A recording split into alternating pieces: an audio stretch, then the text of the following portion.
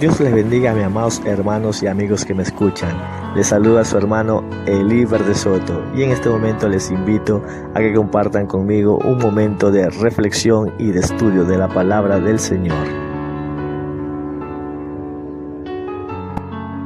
Capítulo 1, versículo 2. Amós capítulo 1, versículo 2. Dice la palabra del Señor así: en el nombre del Padre, Hijo y Espíritu Santo de Dios. Dijo: Jehová rugirá desde Sión y dará su voz desde Jerusalén, y los campos de los pastores se enlutarán y se secará la cumbre del Carmelo. Padre, te damos gracias, Señor. Vamos a estudiar tu palabra, vamos a meditar también en ella, y te rogamos en esta hora, mi Dios, que nos ayudes y nos abras el entendimiento para comprender cuál es tu perfecta voluntad con cada uno de nosotros, Señor. Mira tu pueblo, tus siervos que están escuchando también a través de estos medios. Sé tú, Padre, en esta hora, mi Dios amado, ahí, Señor, glorificándote en la vida de cada uno de nosotros, Señor.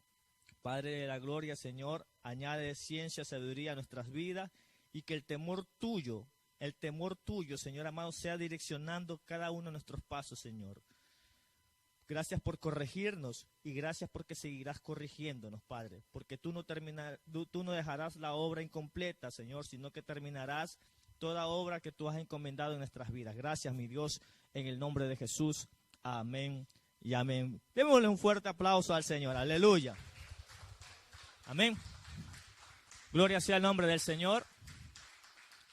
Habíamos estudiado la clase pasada sobre la vida de Amós, amén. ¿Cuáles fueron las pruebas, las circunstancias en las cuales Dios lo llamó? ¿Cuáles fueron los obstáculos que se le presentaron? Amén. Las limitaciones que se le presentaron.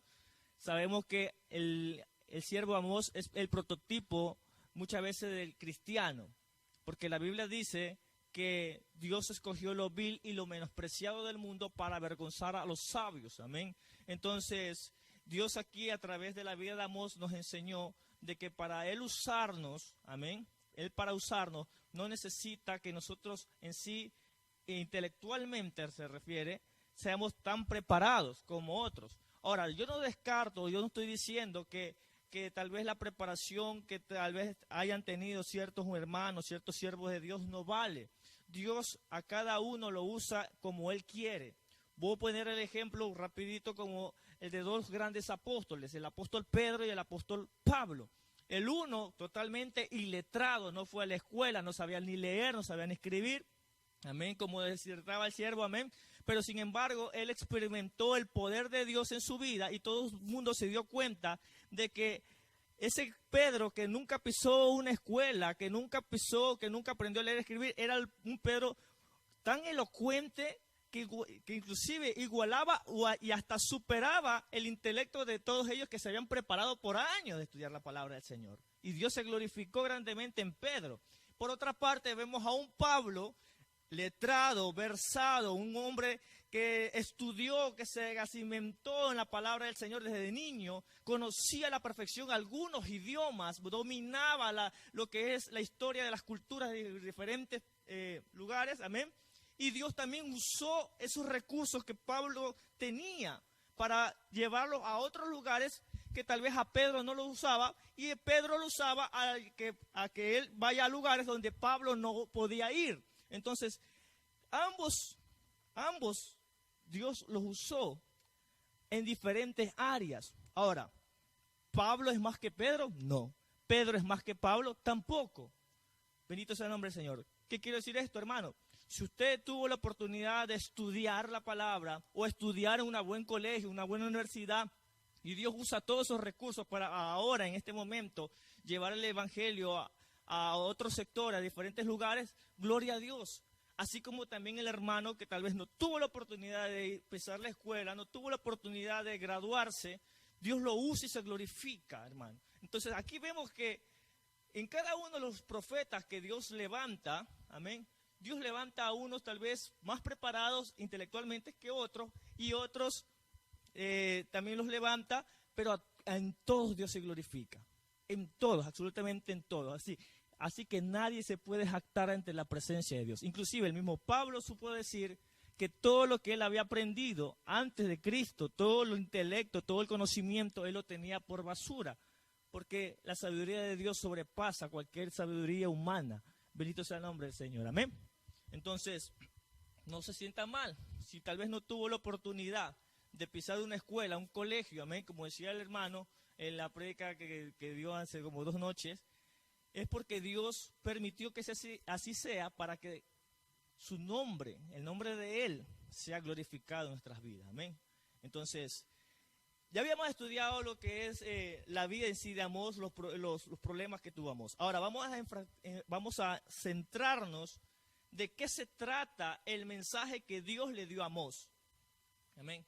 Vemos que el mensaje que Dios le da a Amós es el castigo y la condenación de 8 naciones. Amén. 8 naciones.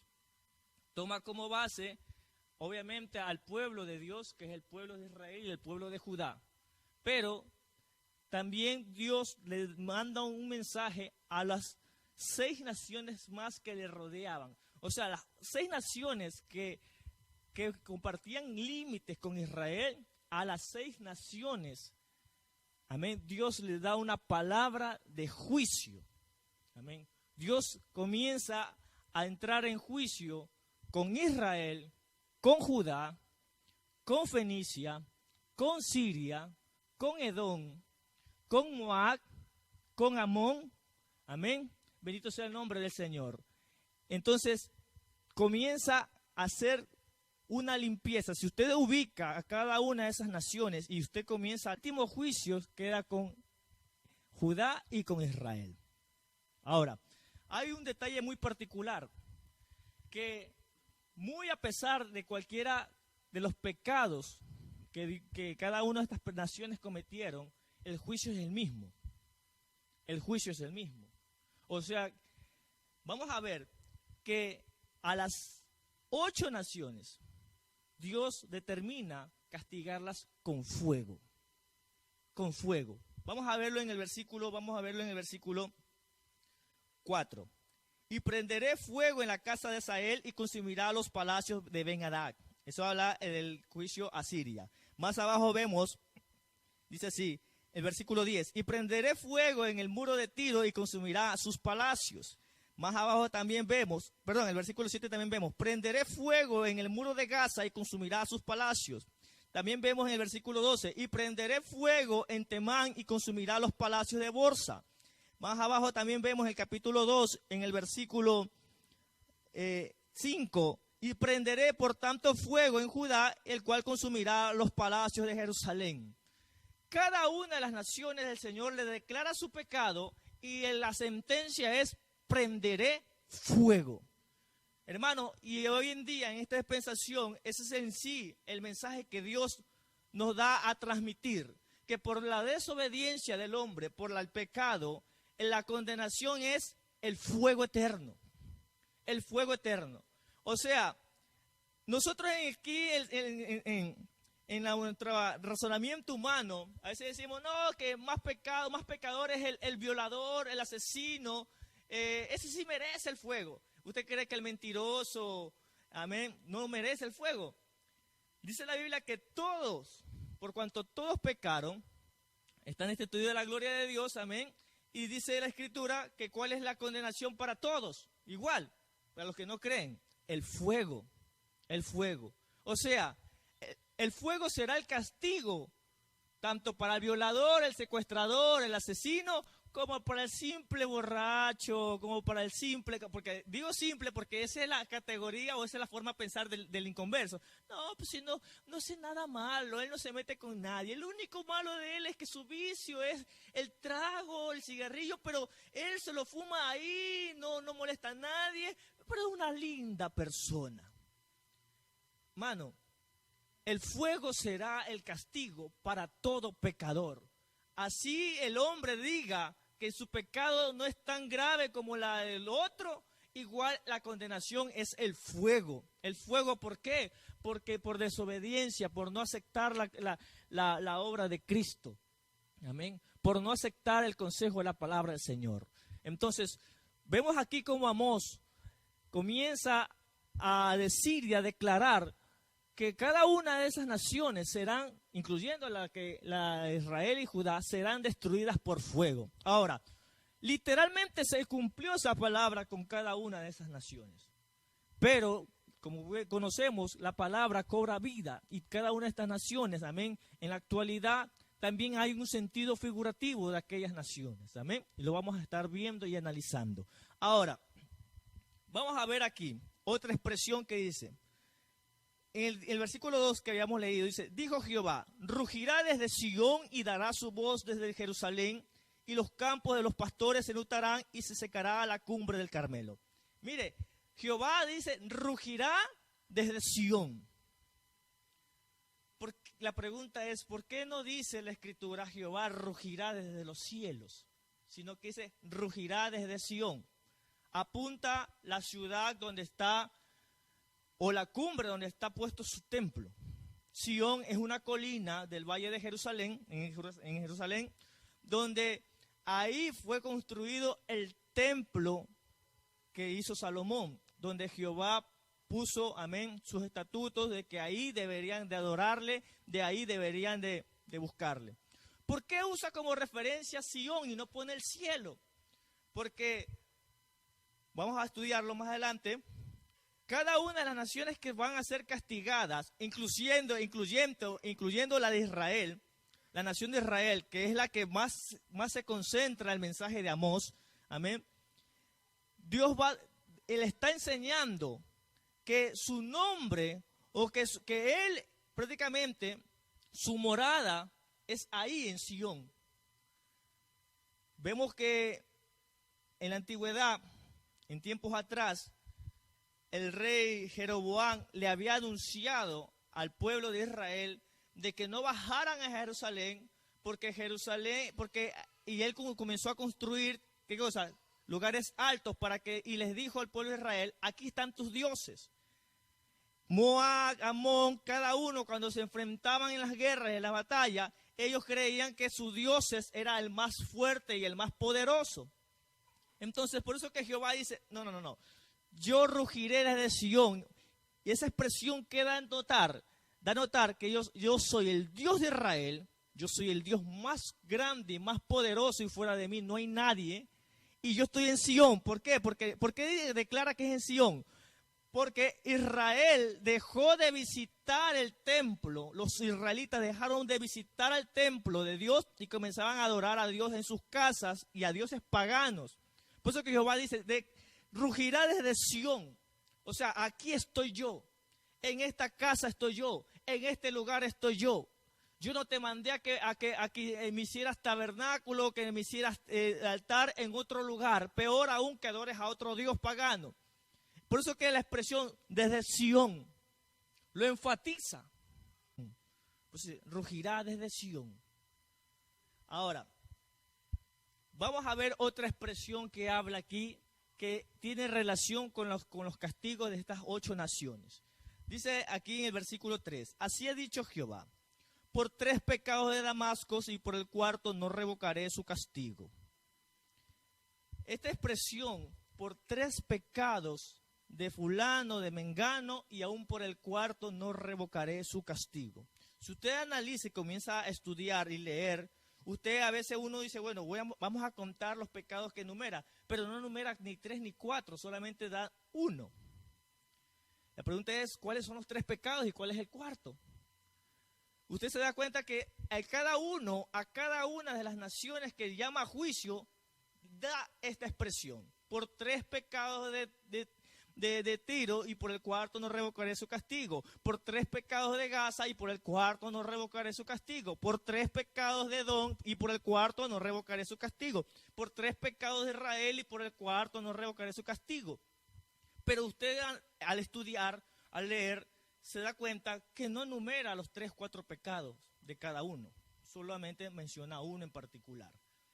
¿Qué quiere dar esta expresión? ¿Qué quiere decir el Señor o qué nos quiere enseñar el Señor a través de esta expresión? Por 3 pecados y por el 4 no revocaré su castigo. Habla y expresa aquí la reiteración y la insistencia de pecar.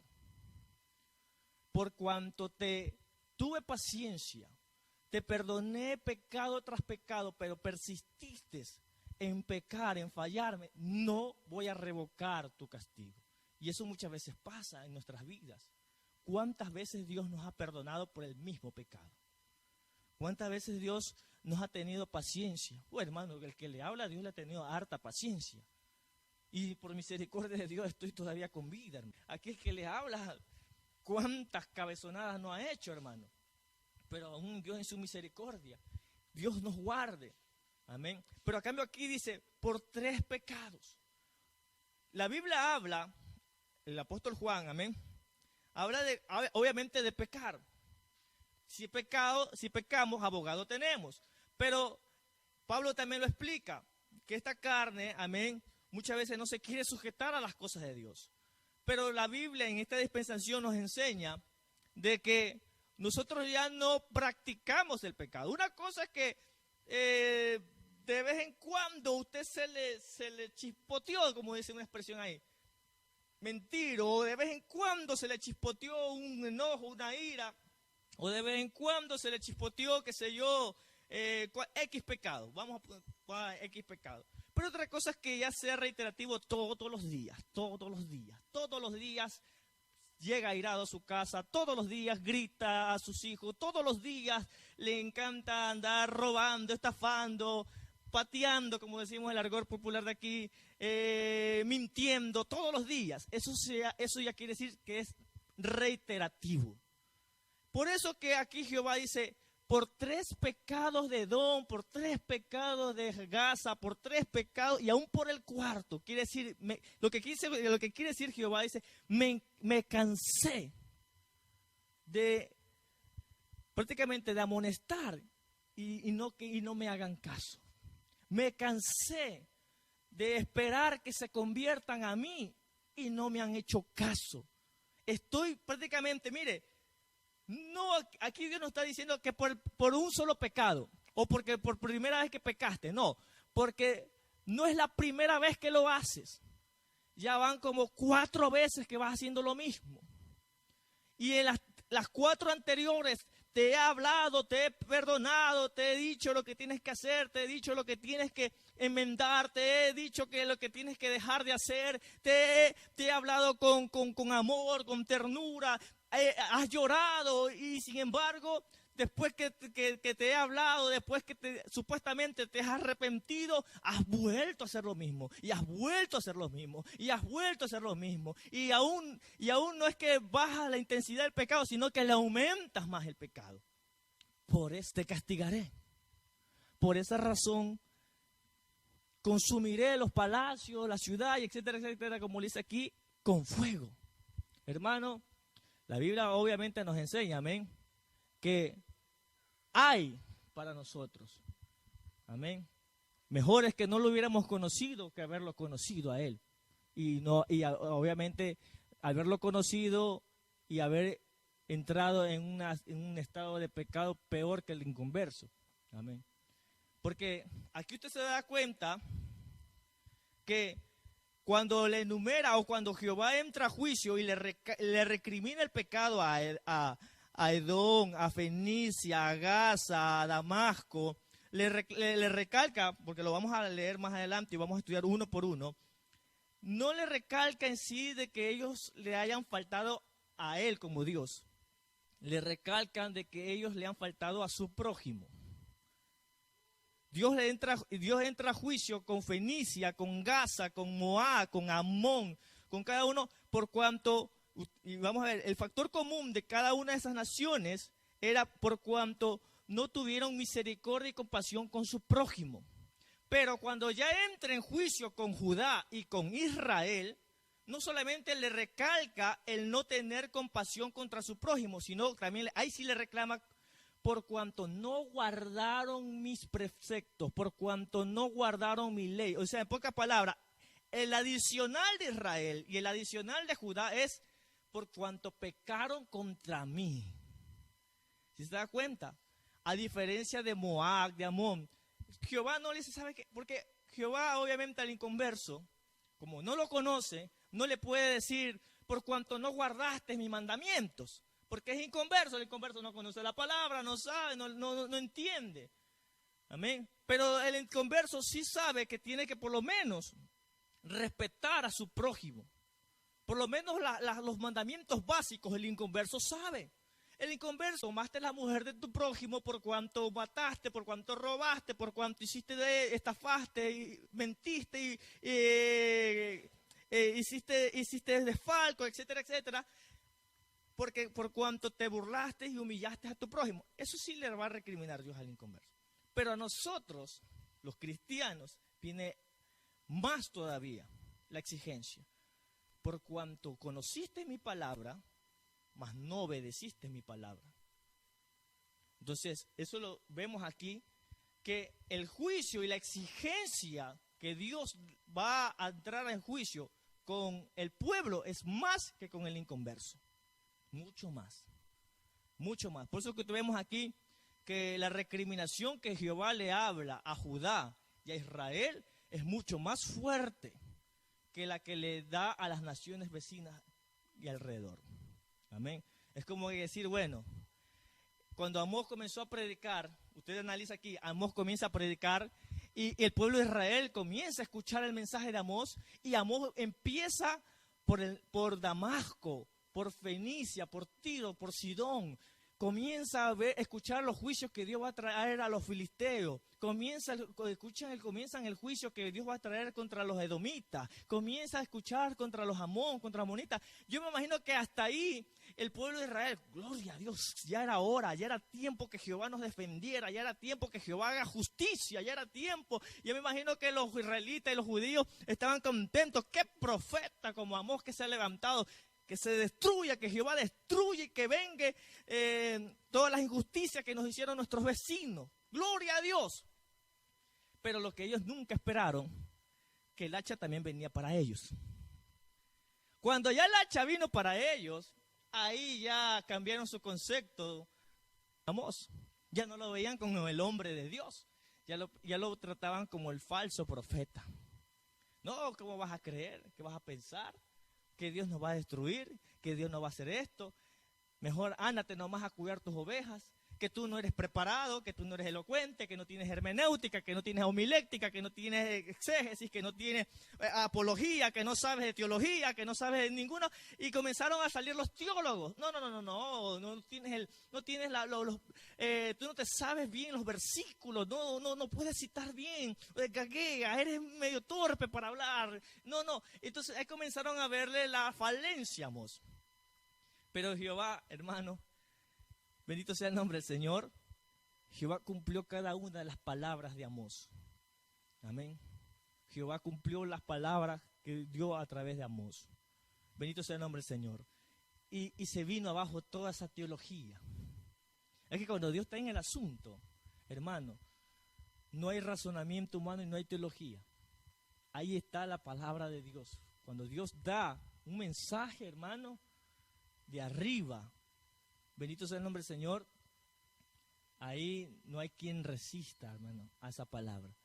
Bendito sea el nombre de Cristo. Démosle un fuerte aplauso, parece que está medio asustado el pueblo, amén.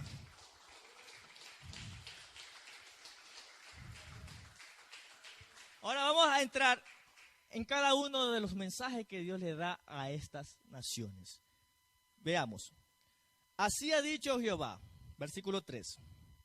Por 3 pecados de Damasco y por el 4 no revocaré su castigo. Porque trillaron a Galaad con trillos de hierro, prenderé fuego en la casa de Hazael y consumirá los palacios de Ben-Hadad. Amén. Y quebraré los cerrojos de Damasco y destruiré a los moradores del valle de Eben y los gobernadores de Bet-Edén, y el pueblo de Siria será transportado a Kir, dice Jehová. ¿Por qué Jehová toma la decisión de prender fuego a Siria, de entrar a juicio con esta nación? Amén. Porque, como lo describe aquí en el libro de Amós, porque trillaron. Siria estaba prácticamente limitada con los campos de Manasés. La tribu de Manasés estaba ubicada al norte de Israel, amén, y Manasés estaba prácticamente limitando con Siria. Ahora, vamos a ver de qué se basa esto. Esto está escrito en el libro de Crónicas, amén. Vemos también cómo Dios, bendito sea el nombre del Señor, destruye a Siria.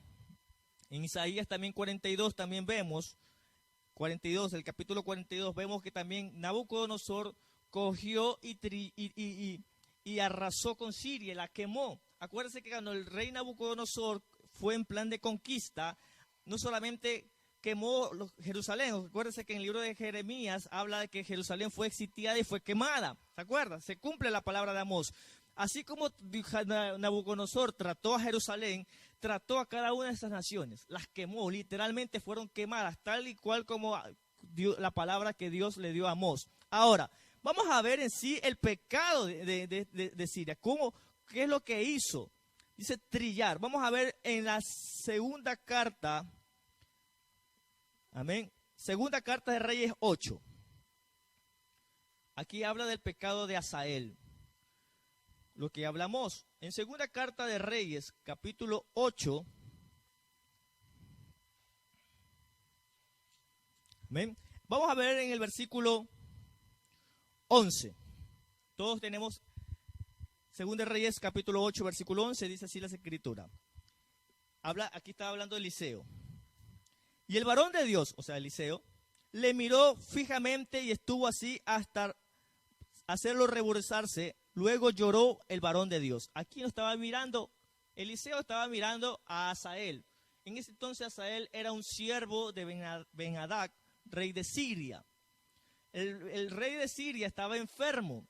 Y el rey de Siria le mandó a Hazael a decir, anda Hazael a donde el varón de Dios, Eliseo, y pregúntale sobre mi vida, si voy a sanar o no. Obviamente Eliseo le dice, dile que sanará, de seguro sanará, pero ciertamente morirá.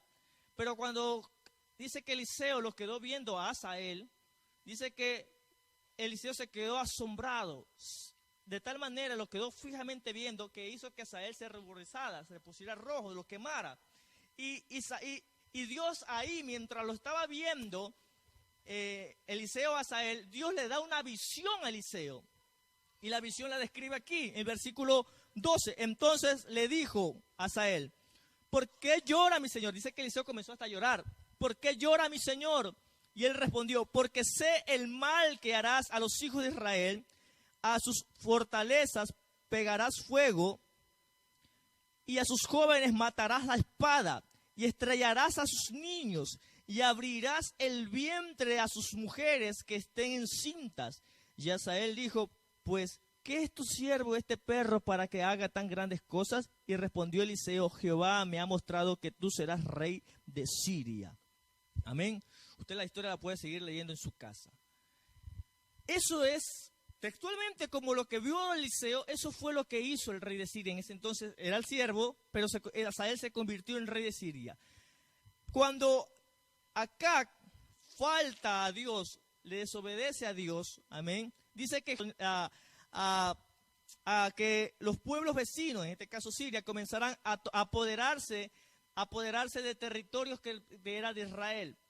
Amén. Dice que el rey de Siria, entonces Hazael, comenzó prácticamente a apoderarse de parte del territorio. O sea, comenzaba a quitarle tierra. Y ahí es cuando se cumple esta palabra. ¿Qué hizo Hazael con la gente de Galac, de allá de Manasés? Comenzó a hacer todo lo que Eliseo le dijo que iba a hacer. Él en ese entonces decía, no, ¿cómo va a creer que yo voy a hacer esto? Como que si yo fuera un perro, Señor, que Dios me guarde, etcétera, etcétera. Pero eso lo dijo cuando todavía no era nada, ni nadie. Pero cuando ya fue rey y comenzó la avaricia, porque aquí el factor común es la avaricia. ¿Cuál era la idea de Siria? Apoderarse de los campos de Galac, apoderarse de los campos de Israel, porque obviamente los campos de Israel eran unos campos bendecidos por Dios por la agricultura. Entonces, por conquistar, por apoderarse, hizo todo lo que acabamos de leer. Trillar, lo que hizo Amós. Amós dice, porque trillaron a mi pueblo.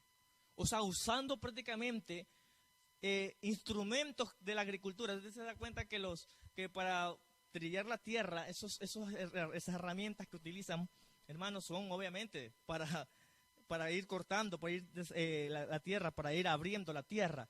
Con ese instrumento que era para abrir la tierra, con esos mismos instrumentos abrían, como describe el Eliseo, abrían los vientres de las mujeres embarazadas. Trillaban, no perdonó nada, no perdonó, su ojo no perdonó. Amén. Por eso que Jehová le dice a Asiria, por cuanto trillaron a mi pueblo. Es verdad, en ese entonces Israel era un Israel que estaba bajo apostasía. Era un Israel que no estaba convertido a Dios, un Israel que se había olvidado de Dios. Amén. Bendito sea el nombre de Cristo. Pero, ¿qué nos enseña esto? Que a pesar de que alguien esté perdido, apartado, me refiero al cristiano perdido, amén, no el inconverso, el cristiano que está ahí, ni fu ni fa, ya se tiró al abandono y tú dices, ay, qué pena me da ese varón, esa mujer, tiene 5, 6, 10 años apartado y todavía ni siquiera regresa. Eso no da derecho a nadie de hacerlo pedazo. Eso quiero dejar enfatizado, porque uno dice, bueno, porque aplastaron y humillaron al pueblo de Dios, sí, pero vamos a ver las circunstancias en que vivía el pueblo de Dios en ese entonces. El pueblo de Dios no estaba bien con Dios, estaba mal con Dios, estaba chueco, estaban lejos de Dios, no estaban adorando a Dios, estaban adorando a ídolos paganos. Pero eso no le da derecho al enemigo, ni a nadie, ningún hombre, ninguna mujer sobre la faz de la tierra, de que porque el hombre o esa mujer está apartado, está lejos, está haciendo quedar mal el evangelio, no me da derecho de despedazarlo, de desacreditarlo, de hacerle la vida a cuadro. Dice, usted va a estar con ese varón, y ese varón es así, asado, cocinado así, eso no es hermano, eso es así, y comienzan a hablar pestes cristianos, que ellos creen que están bien delante de Dios, como están firmes, se sienten firmes, ellos al ver X hermano por ahí, que está medio chueco, ay, es que ese no es hermano, es que ese no es pastor, es que ese no es evangelista, es que ese no es nada, ese es aumento, y comienza a desacreditarlo. Yo no estoy diciendo que sea verdad o sea mentira lo que está diciendo, pero así sea verdad, que ese hermanito esté dejando mal el evangelio, no nos compete a nosotros de hacerle la vida pedazo o de desbaratarle el testimonio. Si usted ve que alguien dice, oye, ¿ese hermano se congrega en su iglesia? Sí, dígame, pero ese hermano es ladrón así. Usted no le siga el dúo a esa conversación, porque usted está siendo partícipe. Si esa persona inconversa o X hermano está hablando mal de su otro hermano, así sea verdad, usted y yo mejor vea, no digamos nada. Porque este es lo que Dios nos está mostrando en el libro de Amós. Israel y Judá estaban prácticamente en la lona. Espiritualmente estaban carnuditos. Pero Jehová, obviamente, miró y observó el escarnio que le hicieron. Es verdad, ellos tuvieron que soportar toda esa humillación, todo ese desastre, tuvieron que soportar la injusticia, porque obviamente por su pecado tuvieron que soportar humillación. Y así hay gente que por andar en pecado tienen que soportar hambre, enfermedad, soportar desgracia, menosprecio, insultos, burla, ya no le creen, lo tratan como hermanito diablo, lo tratan como hermanita diabla, es verdad. Soporta todo eso por su propio pecado. Pero déjeme decirle que esas personas que se prestan para burlarse, para maltratar, para reírse, para mofarse, Dios los está viendo y les está notando y les va a cobrar factura. Porque el hecho de que tú ves a tu hermano ahí prácticamente destrozado, ahí apartado, no te da derecho a ti. Ni a ti, le comienzan a nombrar a cada una de las naciones, a que tú o ustedes terminen de despedazar a mi pueblo. ¿Sí se da cuenta, hermano? Hay que tener temor de Dios. Hay que tener temor de Dios, porque tal vez hoy día nos sentimos espiritualmente fuertes. De aquí a mañana tal vez estemos, que Dios nos guarde, que no nos pase, estemos tal vez caídos y en la lona, y no nos va a gustar que nos traten como tratan a X personas, hermano. Entonces hay que entrar en el temor, y lamentablemente hay muchos cristianos, ni que se diga el inconverso, hay muchos cristianos que usted los escucha en las bucetas.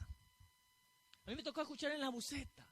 Se sientan hermanos ahí atrás de uno o adelante de uno y comienza a hablar mal del... Oye, si sabe que mi pastor, que mi pastora, que mi evangelista, que en la iglesia donde yo me congrego hay un hermano así, asado, cocinado.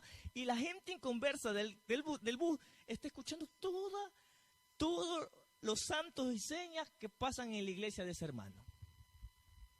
Ni que se diga en las tiendas, ni que se diga a veces en las tercenas.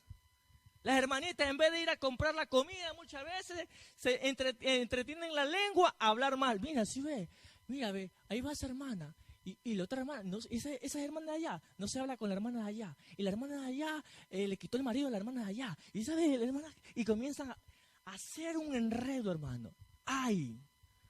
Por eso que aquí vemos que Dios entra en juicio con estas naciones. Por cuanto estas naciones no tuvieron compasión de su pueblo. No tuvieron compasión del pueblo de Dios. Amén, hermanos. Bendito sea. Denle un fuerte aplauso al Señor.